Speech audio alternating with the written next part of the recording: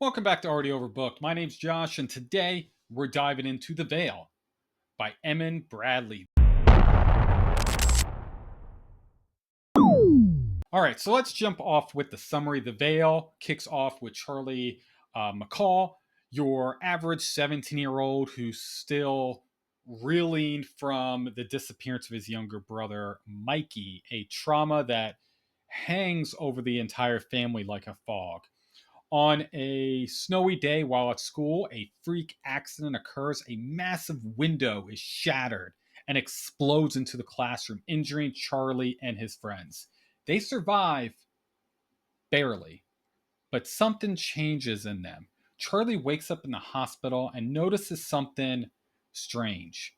People have a golden aura, or they don't. But that's the moment we realize something bigger is going on. Charlie is now unveiled, able to see the truth of the world, and the truth is terrifying. There are things masquerading as humans, shadowed inhuman entities that walk among us, controlling government, infiltrating schools and hospitals, manipulating reality, and they're hunting people like Charlie who can see through their illusions. Charlie and his friends each begin manifesting unique powers like healing, strength, phasing, speed, and with help from other individuals, they form resistance. It's a full circle journey about truth, trauma, and taking back control from the monsters who hide behind the mask of normality. So, jumping into the writing style, Bradley writes like a blend between a confessional journal and an action script. His first person narration pulls you right into Charlie's brain. It's raw, it's unfiltered, and it's filled with guilt, anger, and this aching need for meaning. You feel like you're reading someone's trauma in real time, and I mean that in the best of ways. Then boom, you have an action scene that feels totally cinematic. Glass shattering, snow blowing, chaos erupting. He doesn't skim over the visual drama. He lets moments breathe. He takes time to describe a photograph on the wall, the smell of toast in the morning, or fleeting memory of Charlie's brother. It gives the story this emotional gravity that helps it grounded even when things go full X Files. Is it perfect? Not always. Some sections lean heavily on explosions, especially when the lore starts kicking in. But for a debut horror novel, it's ambitious and it does land in a lot of areas. Jumping into the themes and tones, this book is layered, and that's what surprised me most. There's grief is at its core. Charlie's entire life is haunted by his younger brother Mikey's disappearance. It's not just a background plot point, it's the emotional engine of the story. Every choice he makes, every risk he takes, it's about that lost connection. Guilt, especially survival guilt, pulses throughout every chapter. Charlie blames himself, and it makes the journey not just a fight against evil, but a journey against or a journey towards forgiveness. Then there's the resistant angle. Charlie sees the truth now that he's unveiled. He cannot go back to his normal life. It's about waking up, resisting control, and deciding what kind of person you want to be when the world no longer makes sense. The tone in this book, it's bleak at times. There's a lot of pain here, but underneath it all, there's a stubborn ember of hope that maybe, just maybe, you can go through and fight back.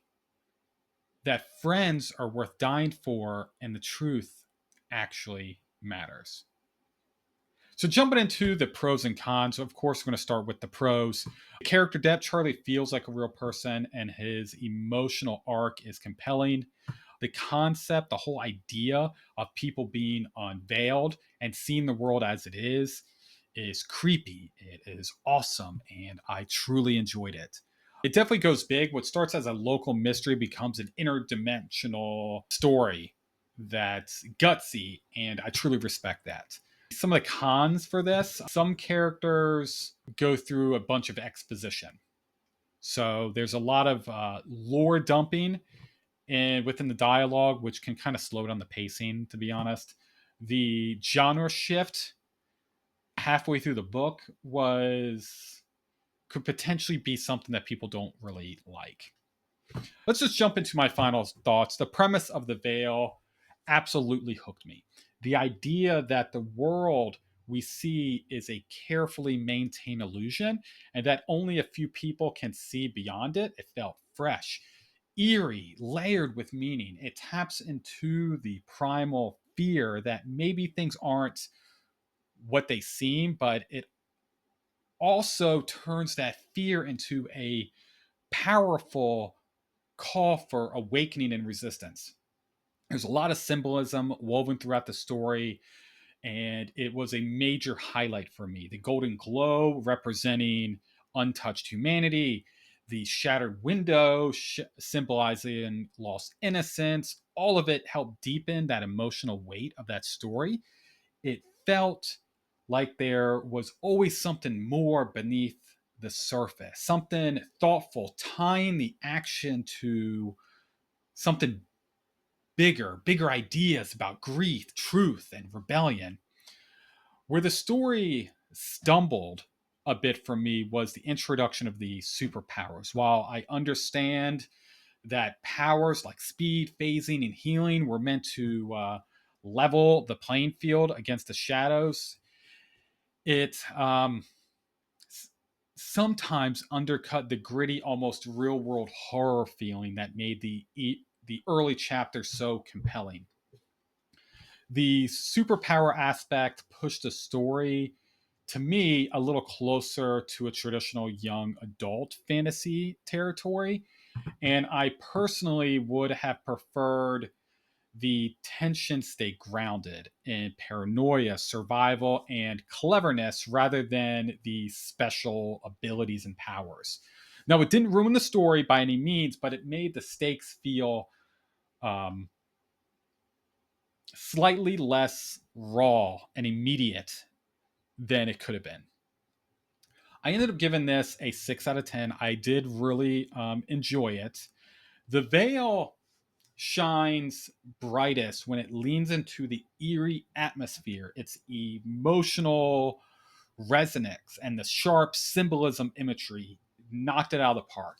Even with the slight shift towards the supernatural, the super powered aspect, it remains a memorable story about seeing the world as it truly is and finding that courage to fight for it.